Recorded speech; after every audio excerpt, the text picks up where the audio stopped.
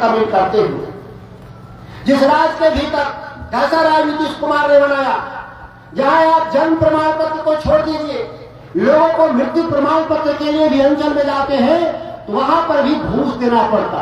जिस राज्य में अपने मृत्यु का सर्टिफिकेट भी लोग पाने के लिए जिस राज्य में लोग घूस देते हैं, क्या वो राज सुशासन का राज है? अगर यही सुशासन का राज है तो नीतीश कुमार जी, आपको ऐसा राज मुबारक, हमको ऐसा सुशासन का राज नहीं चाहिए। इन्होंने दो ही बात करके सत्ता में कब्जा कर लिया था कि हम बिहार में आएंगे सत्ता में तो हम पलायन को रोकेंगे, और दूसरी बात कहा था उन्होंने, हम सुशासन का राज स्थापित करेंगे। तो सुशासन का उदाहरण यह है कि मृत्यु प्रमाण पत्र में भी पैसा देना है, और पलायन तो इस कदर है इस राज्य में रहा कि 48% पोल हुआ। बात सोचने वाला विषय है कि 52% लोग कहां गए? जिस देश में 80% पोलिंग हो रहा है दूसरे राज्य में, बिहार में 48% पोलिंग हो रहा है। ये 52% पलायन नहीं किया है तो क्या हुआ? रामगढ़ में पिछली बार याद करिए, सबसे ज्यादा बिहार में पोलिंग हुआ था 66%। और हम उम्मीद करते हैं लोकसभा में हम जिस उत्साह से हम लोग लगे हैं काम में, हम लोग निश्चित तौर पर 75% से कम नहीं पोल करेंगे, यह मुझे विश्वास है। और लोकसभा के हमारे जितने साथी हैं सबसे अपील कर रहे हैं हम लोग कि आप वोट को पोल कराइए। जितना मांगने में मेहनत कर रहे हैं उससे कम मेहनत में आपके घर में वोट क्यों नहीं पड़ रहा है, यह सोचने का विषय है। मैं 10 गांव का सर्वे कराए हैं, हम पिताजी ने काटे भी कराया, और पता चला कि हमारे इलाके में 82 से 87% वोट गांव में रह रहा है, लेकिन वोट 66 ही क्यों पड़ा? अगर 82% वोट है गांव में, 87% है इस गांव में, मरण का भी ने अध्ययन किया है, सिजवा में भी अध्ययन हुआ है, और भी गांव में अध्ययन हुआ है, तो हमारे इलाके में 80 से 87% वोट है, रहने के बाद भी 66% वोट होना हमारी लापरवाही।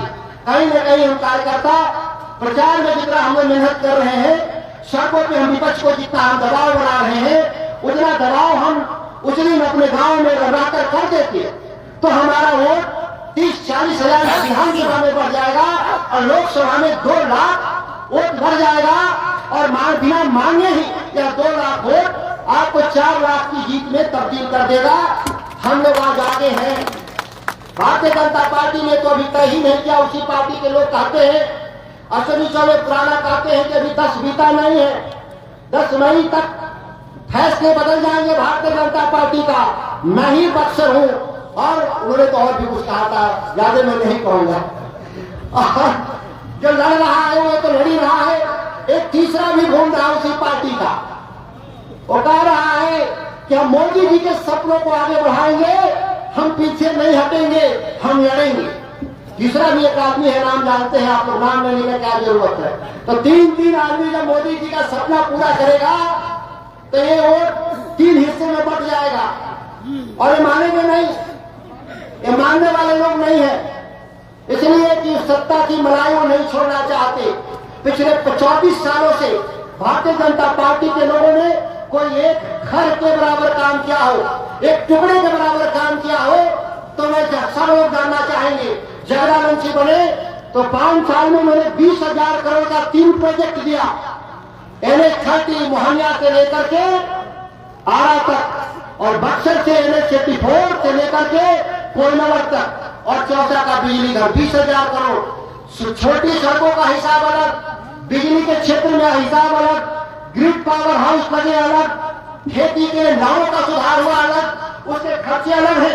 अकेले 20,000 करोड़, तो मैं आपको विश्वास दिला रहा हूं, मैं MP बनूंगा तो 40,000 करोड़ रुपया खर्च करेंगे इस लोकसभा के लिए।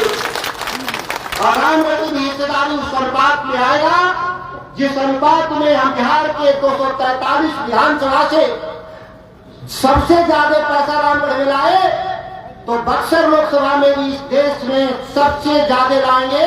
मैं प्रधानमंत्री के क्षेत्र बनारस से भी ज्यादा पैसा लाऊंगा, मैं आपको विश्वास दिलाता।